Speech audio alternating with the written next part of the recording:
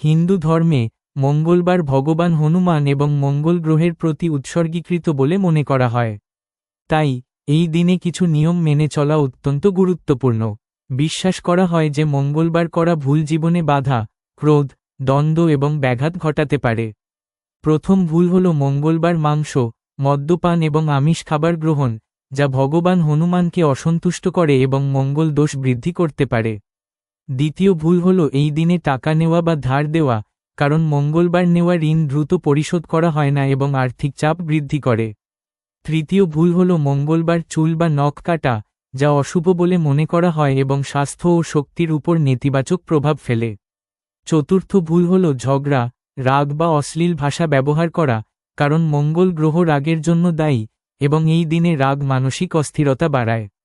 পঞ্চম ভুল হল অলসতা বা ভক্তি ছাড়াই হনুমানের পূজা করা, যার ফলে নেতিবাচক ফলাফল পাওয়া যায়। ষষ্ঠ ভুল হল এই দিনে দক্ষিণ দিকে যাত্রা করা, যা অশুভ বলে মনে করা হয়। আর সপ্তম ভুল হল দরিদ্র, দুর্বল বা ক্ষুধার্ত ব্যক্তিকে অপমান করা অথবা খালি হাতে ফেরত পাঠানো, কারণ হনুমানজি কেবল সেবা এবং দয়াতেই সন্তুষ্ট হন। তাই মঙ্গলবার এই 7টি ভুল এড়িয়ে চললেই মঙ্গল এবং হনুমানের আশীর্বাদ সত্যিকার অর্থে পাওয়া সম্ভব।